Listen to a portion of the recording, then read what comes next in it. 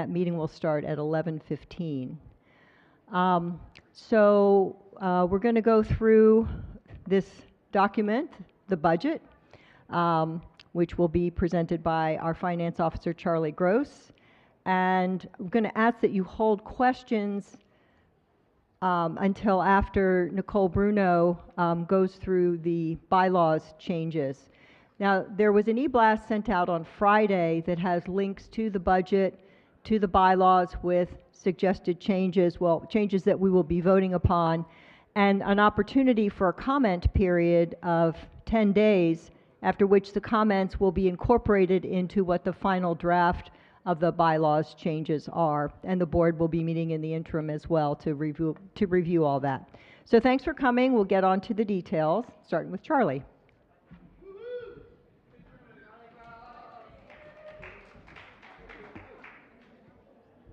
Good morning, and thank you for spending part of your Mother's Day. Yes, it's still not. How about this? Good morning, and thank you for spending part of your Mother's Day going over the numbers. Wanted to review the budget process first, the way we come up with a budget.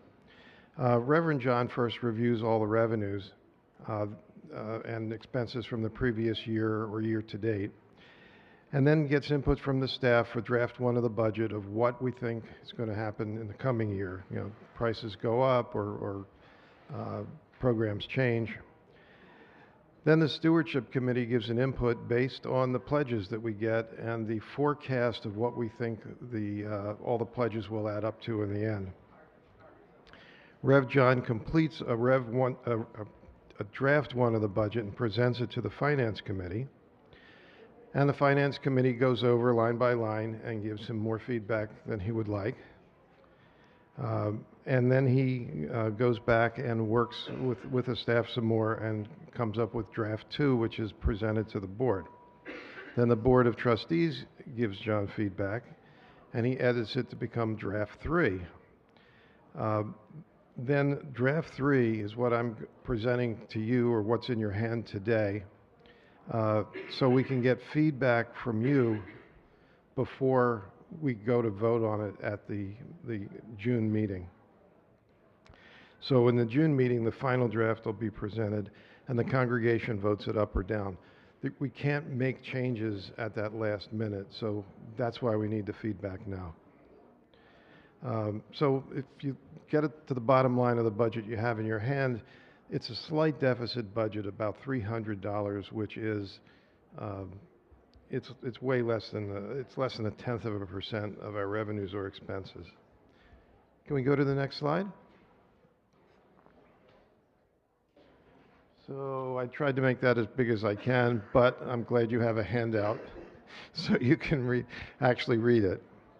The revenue sources, as you can see, 90% of them come from us. This is our money that we give free will. We don't get anything in exchange for this other than our church. So this is your pledge payments. This is the money from Share the Plate that goes to the church. This is the money that is the year-end appeal. The fundraising bar, that's the auction. That's any other fundraisers that we have, concerts. We do get some grant money, and everything else just amounts to 4%. So $839,000 is what we pay to keep this church running, and then the rest of it is made up with the fundraisers and the grants and anything else we can, building use, any other revenue sources. So we're forecasting that we're going to get $780,000 is expected from pledges, which is an increase from last year's budget, which was $706,000. Building rental, we're reducing by $5,000 in this budget because we didn't achieve our goal, or we're not on plan to achieve that goal this year. But we will be putting more emphasis on that. Reverend John is reorganizing the office, so we have a communications support lead that will help advertise our spaces. We expect to have an additional fundraising event that'll bring in another 4,000. And we instituted in Realm an option for you to pay processing costs. So like when I donate online every Sunday for Share the Plate, I just click a box and 45 cents extra goes into the pot, which will generate another $2,000 at the end of the year. The expense slide is next.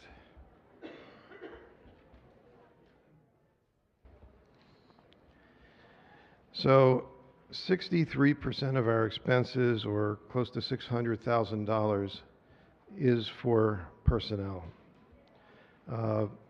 Facilities is the next biggest cost, which is the utilities, any kind of repairs,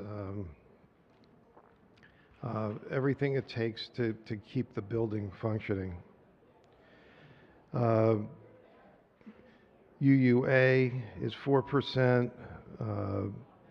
All the the financial things, the bank payments, the processing costs that aren't paid by us is 4%.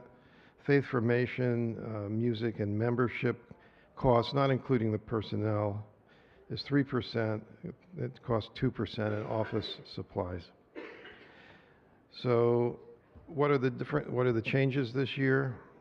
4% increases for most of the staff, which accounts for about $13,000 in increase.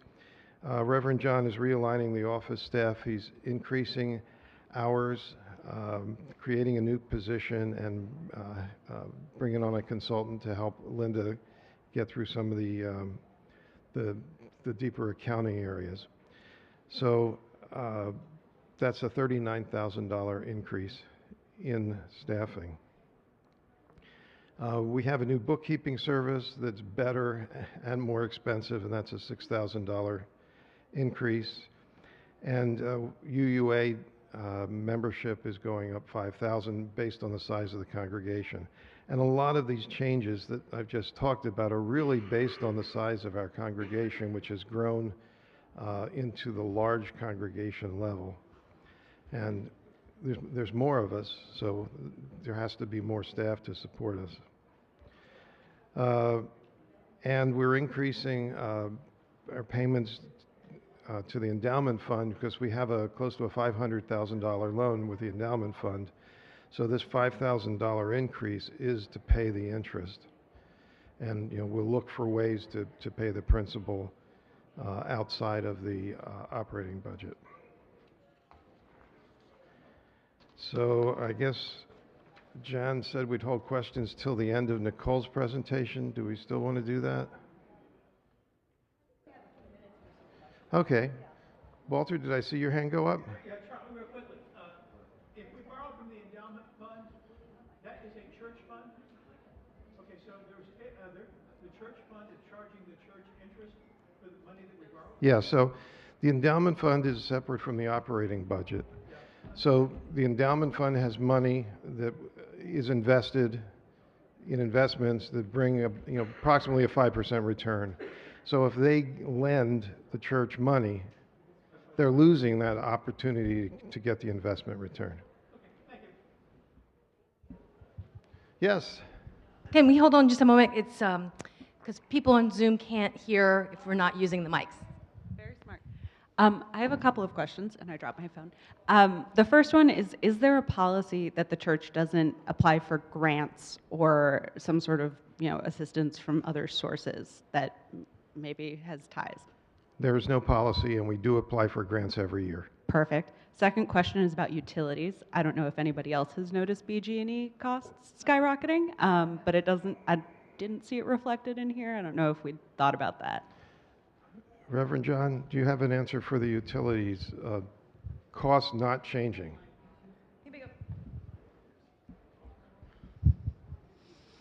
Well, we are looking at solar energy. That's a big proposal, that putting solar panels on our roof and flat roof, so that will defray the costs. We also use geothermal energy so we do have significant savings with HVAC already in that energy. But I am aware, I got a letter to my house, like all of you, about the cost increase. And I have to look again to see if we reflected that in this budget.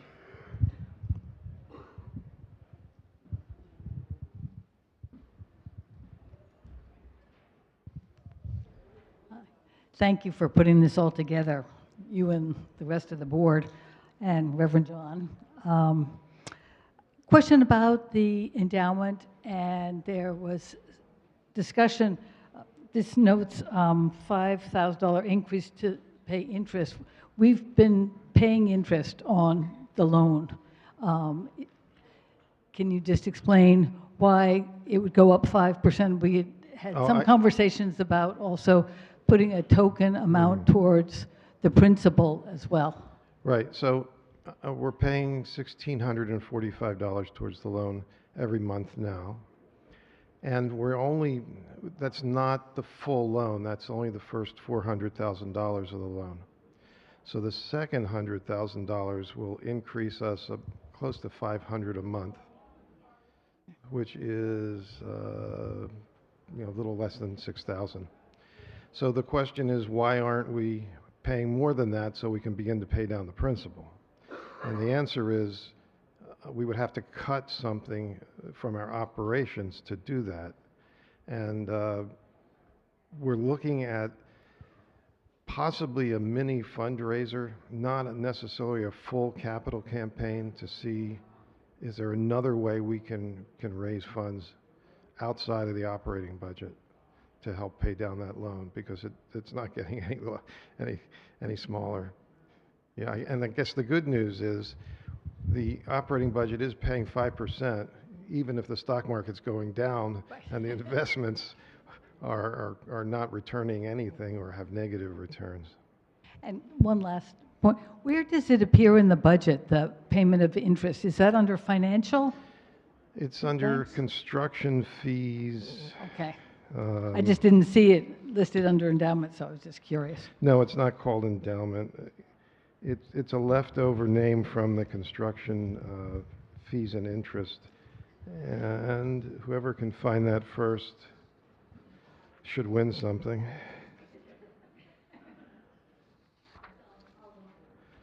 Yeah.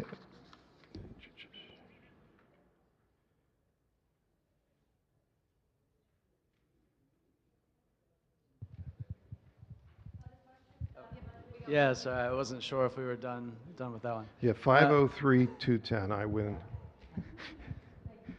I guess, so, we have a relatively balanced budget for this year. One thing that came up in the strategic plan committee was building up a rainy day fund in addition. So I'm wondering, it doesn't look like that's in this budget. Right, so Yeah. there's, I think, the request from the facilities group and the strategic plan was for $75,000 every year. So, what we've been able to fit in is $6,500 without, basically, having to lay off somebody. So we're back to pretty much where we've been, break, fix, break, fix. And again, we're looking at, a mini fundraiser to get us started in the right direction.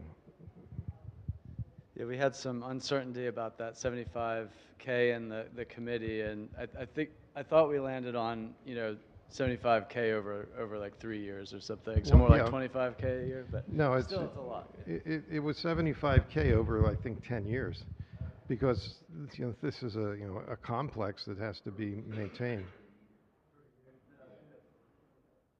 Yeah. Bob.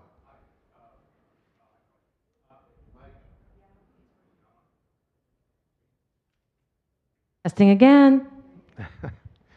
Okay, that's better. I saw that the big driver in the revenue increase is the increase from 706 up to 780 on the contribution side. That's clearly, the major contribution to the revenue increase. Now that with the pledge drive that we just went through is I guess nominally concluded, can you give us some kind of confidence confidence level that we're actually going to be able to get 780? I can give you a 90% confidence we'll get 780, but that's pledges, that's not pledge payments. So, what is this future year going to bring in terms of people's jobs? We don't know. We've just got to hope that things can go as planned and the economy survives. Okay, thanks. Well, I mean, I recognize that's always the case, but the fact that we got at least at the pledge level, at a high confidence level, is reassuring. Thank you, Charlie.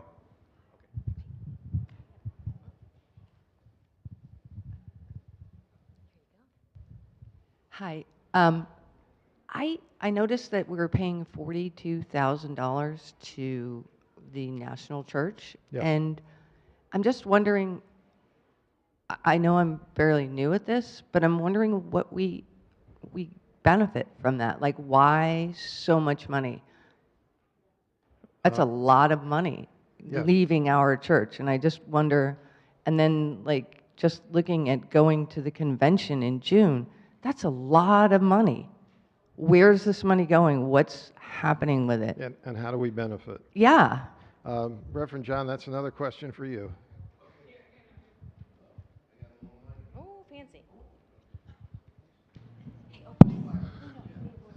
Carrie, that's a good question, and there are many who ask that question. The General Assembly, the money we pay for that mostly covers the cost of the convention. So the Unitarian Universalist Association based in Boston, we are one of 1,000 churches that are associated with them. Of course, we can do whatever we want as a congregation, pay that or not, but we have been paying that $3,000 or so dollars. It's been less and more as we've grown over the years, every month for 25 years. And we do that because it provides services. I mean, everything from being able to pick an intern to a called minister who's been affirmed by the association. The association has its own hierarchy, president and staff, and all of the churches that our money, just like 80% of what we get from you all, pays for everything here, or 90% actually. The same holds true for the UUA. So we're like their congregation. So the money we give to the headquarters, they now can pay their staff, and then they have regional staff that sometimes when we have issues here about budgeting or capital campaigns or anything, they send regional people, like we're a part of the Central East region. That money funds the Central East region staff or the other staffs across the country that are broken down in regions. So the UUA has about a $25–30 million budget nationally to do the national things that we can't do locally. It's a relationship of covenant. It is not an obligation. The church could absolutely vote not to do that. I don't recommend that. And a lot of churches, there are years where we've passed budgets where we only agreed to pay half, but it turns out our funds were able to cover it all, so we paid it all. And over the course of 25 years, we've never missed a payment. And but we've sometimes needed that money in our budget, and sometimes use other places to get the money. But I value that relationship. I think when you're new to the faith, it especially if you come from a tradition where churches misuse resources to enrich themselves, it can feel shady, but it's not. It really is. As I found, they're very fiduciarily responsible, and so I can get you more information on that, so you can, because it's even more specific than I'm naming. Yeah. Is that helpful? Yeah, and Reverend John wouldn't be here if it weren't for the UUA. That's true. When You know, when we had one senior minister and we wanted a second minister, they funded a lot of his salary for the first couple They of put in years. $50,000 Yeah. for 3 years. And the UUA has funded, a lot of things. So they do utilize some of their funds for innovation. You're right. I would not be here without those resources. Now, the church was able to absorb it eventually. Josh Long, when he was here, I used funds to bring him in. So there are a number of reasons why we support the UUA. So I want to piggyback on what he just said because I was just trained as an OWL facilitator. I don't think that program would exist if it wasn't for the UUA. And I also feel like, I go to that website honestly more often than anything else, the UUA website, because it's got all kinds of resources that every part of our faith can use. Every part of our faith, and they have to get paid somehow. So pride, people, all of it. So thank you. John, how are we doing on time? Oh, yes. I'm sorry. Is there a reserve budget, and if not, why? For repairs, et cetera? So yes, there's $6,500 in this budget and in this current year's budget and next year's budget for repairs, beyond what's typical of maintenance that we fund in the facilities part of the budget. One question. You have to speak a little closer. I also wanted to.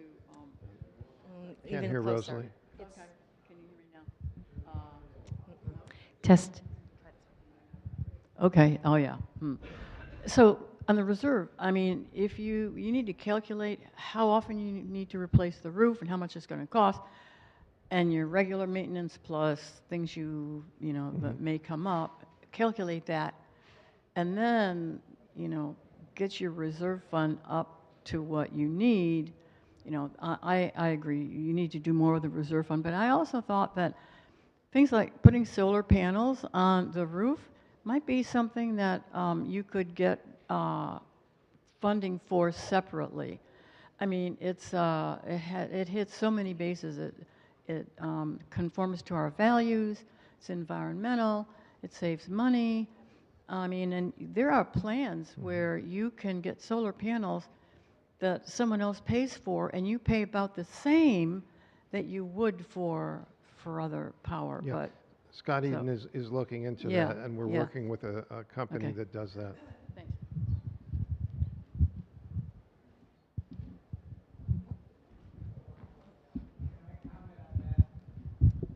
Here we go. Yep. Sure. Coming to you. I'm an energy manager. I've studied solar energy for 20 years. Putting them on the roof is not a good idea. We don't have a good exposure. There's not enough space. It'll be an insignificant change in our energy use. If we want to do that, the best thing to do is to get involved with the community solar programs where they install them cheaper. They get a complete full exposure. They get much more out of it. Putting them on the roof sounds like a good idea, but it doesn't work out nearly as well as going and signing up for a community solar program. So I would be very much against it myself. I've looked into it in the past. Thank you, Paul. We are looking into lots of different options for our electric energy here. It's an ongoing project, and it's a lot of moving parts, including, applying for grants for the type of programs that someone else already mentioned. So next we're going to move on to the bylaws, and Nicole is the head of our governance committee, and they have done, I think, an incredible job to come up with proposed changes. And as I said earlier, this is all, you'll be able to view all of this if you look at the e-blast that went out on Friday. There are links to the proposed changes. You can see what's proposed, what's been would be eliminated and what it might be replaced with. So take a look at that. It's not anything we're going to be able to put on the screen. And you'll have a 10-day period of time in which you can write your comments, send them in. They'll all be looked at, and then there'll be a new version of the bylaws changes that'll be put out 14 days before our meeting on June 8th. Good morning. Like we said, this is a complicated thing. We can't exactly, it's 20 pages long. We didn't want to print it out for everybody because that would be somewhat wasteful, but it is accessible to you if you want to look at it on your phone as we talk. What I think might be the easiest thing is to give you some background as to why we're doing this and then some of the main topic areas that we're looking for feedback on. There are some things that people are going to be completely fine with that aren't going to need a lot of conversation. For example, the first thing is that we use the phrase purposes and values throughout the document, and we have changed that to purposes, values, and principles because we wanted to be including values that UUA has just adopted by Article 2, right? So that is, nobody's going to be like, oh gosh, I disagree with that, generally speaking. So the document looks long. Not all of them are going to be heavy or confusing. So I'm just going to go through some of the main ones that we are probably going to get questions about, or you're going to have questions, and I'm going to try and preemptively answer some of those. And at any point, you're welcome today to ask a question or email us. And then also, there is a feedback form connected to the document. It is a separate link in the email, and that is broken down by, is there any reason you wouldn't want to vote for this? Do you have any questions that you need to have answered?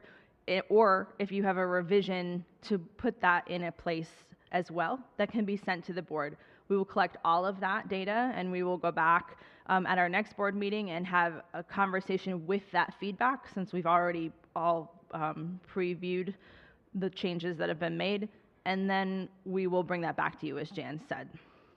So are you with me so far? Okay, great. So let's see here. So one of the main things that we have spent quite a bit of time on is, in the bylaws, we refer to the called minister a lot. And so background for some of you that may not know the whole system, which I didn't either until I was on the board, is that called ministry is a process. We did it for Reverend Anastasia, for those that were here, where you go through a huge ministerial search process. You bring people in to do interviews, you narrow it down. It's a long process to get through. After COVID, there were a lot of ministers that burnt out and didn't necessarily continue working anymore or moved on to other kinds of things within ministry. And so what ended up happening there is that a lot less called ministers were coming to churches, because that's a very permanent place and a long process. And so now they're moving more towards hired ministers. Called ministers are still a thing. You will see it in this document in a specific section that talks about called ministry, because we have some rules around how we bring a called minister into the church. That said, we may move forward if we want a second minister, or as we grow even more than that, to bring in somebody without having to go through that whole process. And so that change is reflected in these bylaws, because we're not necessarily going through a called ministry process, but we may want a minister to have some responsibility that previously was named only as a called minister. So, for example, if we needed to have an interim minister for any period of time, if Reverend John took a sabbatical and we only have one minister right now, we want the flexibility to be able to call in somebody, and that person has the same responsibilities as our called minister does now. And so by taking called out of much of the bylaws and just putting in an ordained minister or ministers, essentially gives us the flexibility to be able to bring in ministers and give them the responsibility that Reverend John might have. That seems like it's a small, nuanced thing, but because it's named in our bylaws and not just in governance policies, it's one of the reflections that we felt we should put in here. And I do also want to clarify that ordained ministry covers called ministry, hired ministers, interim ministers. It does not cover intern ministers because they are not ordained. So it's essentially UUA says, yes, they've done all their schooling and all their things that they were supposed to do, and we support them in leading a congregation in one of those various ways. Is there any questions about that? Yeah, wait for a mic though, please. Just point of clarification, let's say Reverend John leaves at some point, a long, long time from now. Could we then surpass the called process and just hire a minister? Would that be a possibility at that point? Yes, and that's what's happening more around the country. I don't know the ins and outs exactly from place to place, but we're one of the larger congregations, and so when you get into some of the smaller communities with smaller churches, they can't necessarily go through a called process. They don't have the money, they don't have the time to do that, and so they may bring in somebody that's hired for X period of time, and they may eventually also go through a process where that becomes a head minister or whatever, and that's what gives us that flexibility. So one of the benefits of the called ministry process is the length of it, the time that we take, and the democracy of it. And is that still the case with just bringing in an ordained ministry that's not necessarily a called? Is there still a process for having it a democratic process that the congregation decides together? So currently how it is written, if I'm recalling correctly, is that a hired minister can be hired by the executive, who right now is also Reverend John. That is with, I think the language says, in conjunction with the board or working with the board or something to that effect. If that was a point of importance to people, that process could be put into place. It would be put into place on the governance end and not in the bylaw end, just so we don't have to make things more complicated in the bylaws. But that's certainly feedback that we would want, because if we're moving away from that process, it makes sense that people would have more buy-in about who's coming in as a hired minister. So submit that, like, let us have that feedback.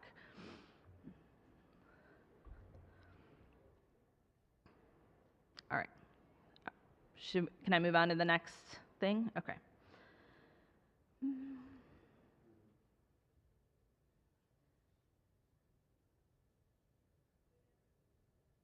Sorry, we changed some language that made Zoomers included in the meetings without having to specifically name in person or online. That this hadn't been looked at since pre-COVID, and so that wasn't thought through at that point, and so we're clarifying that here also to make it more accessible to people. That's one of the things. So this is the next one on my list, might have a little bit of, there might be some questions, and I want to give you some background. And so the board is putting forth that they don't feel that the NOMCOM chairperson needs to also be somebody that is on the board. And we had a lot of conversation about this. And the reason that that is the case is because the person that is chairing the NOMCOM committee is chairing one of the bigger committees at church, and they have to show up to both their own meetings, run their own meetings, and then also come to the board meetings. And that's a lot of responsibility for one person. Did you have a question? Oh, I'm sorry, nominating committee, yeah. So the nominating committee goes through a long process to support and pick the people that are going to be coming onto the new board. And that process has changed a lot over the last handful of years. It's gotten a lot more fair and strategic in the sense that we're paying attention to who's coming onto the NOMCOM committee, and so there's diversity throughout nominating committee to be able to have diversity throughout the church to know people that would be appropriate for the board. And then they're doing things like interviewing those people, doing exit interviews for the people that are coming off the board, giving feedback and written reports to us.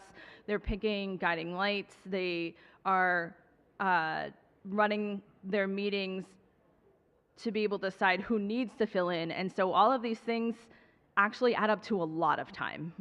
They're probably as active, if not more, than the board is as a working committee.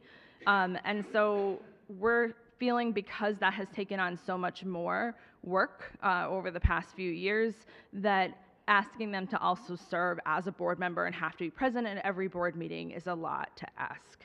And so it has nothing to do with, oh, we just don't want the NomCom person there. It is very much a, how do we respect the boundaries of our volunteers and the time load that people have, particularly people that are working full-time still. We've gotten some feedback that think that, so the language that's in here right now is that they can participate in the meeting.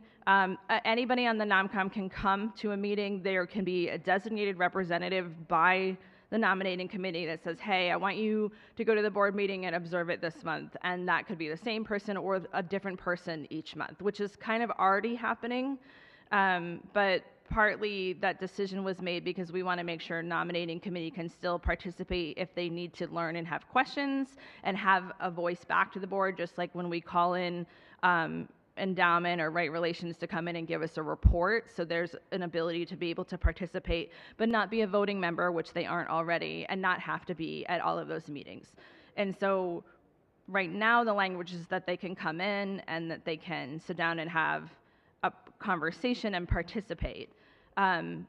There's some people are like, I don't even know if that's necessary. And so that's one of the points of feedback that I'm interested in is, do you see a role for the person that is representing nominating committee to be an active participant on the board still, even though they're not voting? Or can we just observe, like any of you are welcome to observe a board meeting in person or online anytime we have one?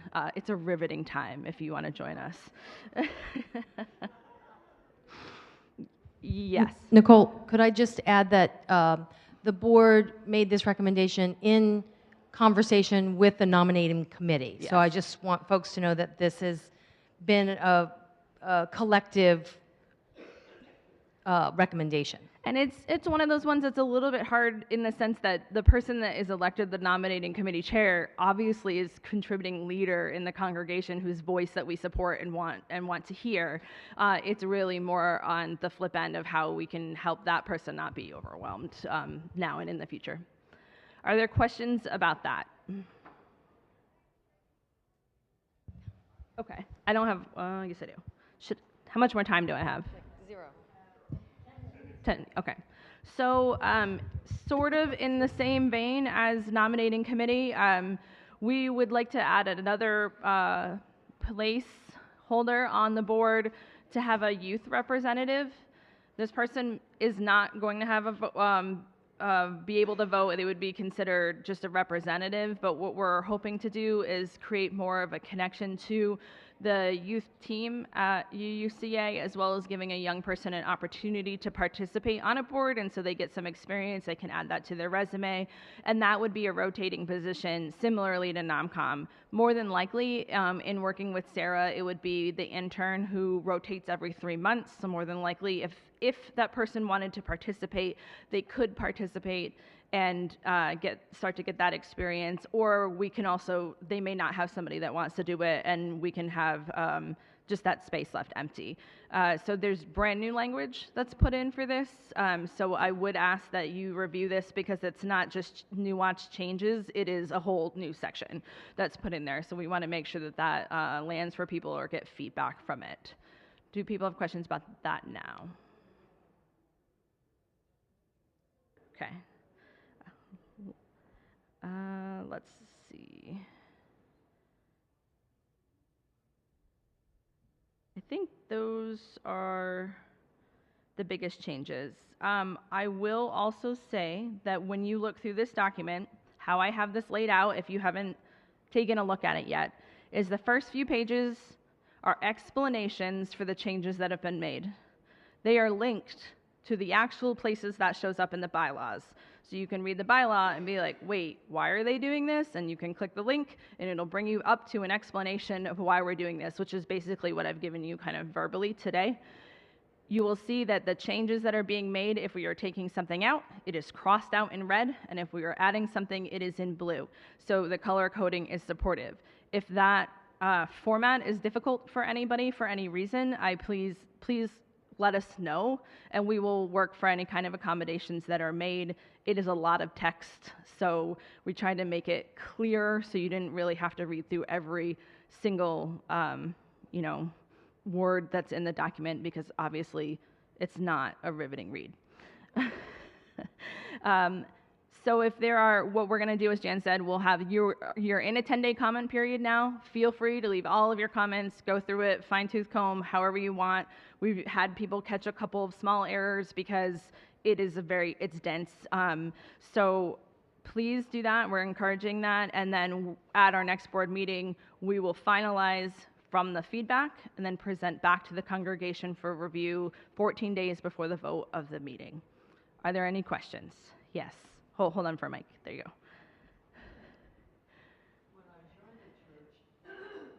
I was told it was a congregational church, but I didn't really know what that meant. Mm-hmm. And, I was thinking, oh, I get to get involved in policy. Now, I understand that budget is a policy process, and so there's a lot of policy in that. And since I've been here, we voted on a sanctuary church.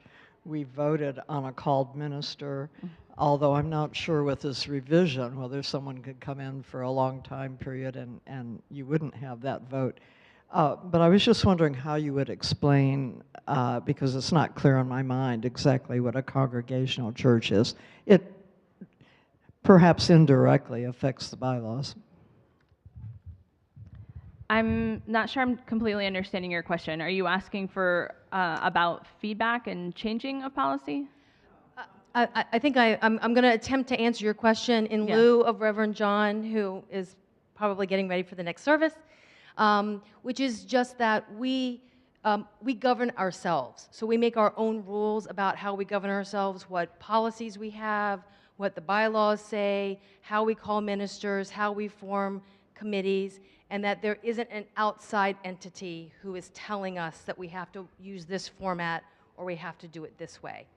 If there's anyone else that's got a different understanding of what congregational means, please correct me. Is that help? Yes, so there is, and yes, and that's a really good example, which is why nominating committee is so important, because essentially the board functions as the decision-making body on behalf of the congregation throughout the year, and that at congregational meetings we elect from us, right, folks to serve in that leadership role. And there are probably things in governance and bylaws that are things that the board has autonomy to make a decision on, and things that like a budget, has to be voted on by the congregation per our rules. So and so do bylaw changes, which is why this is coming to the congregational meeting and not just being done by the board. Oh, to get into that detail. Okay. Yeah. Other questions? All right, thanks y'all. Looking forward to your feedback. Thank you all very much. Next Sunday at middle hour, there will be separate town halls. There'll be one here in the sanctuary for bylaws, and there'll be a different one in the membership office for finance and budget. So if you have more questions or want to give more feedback in person, please feel free to come to either one of those sessions, and then there'll be some Zoom sessions to follow later in the month. So thank you very much for coming today. If you are just arriving for the second service, make sure you go to the back and get your chalice. It's a very good service. Thank you guys. Thank you all very much. Thank you, Nicole, for all the paperwork. Yes. And thanks to those online. Thanks for being here on Zoom.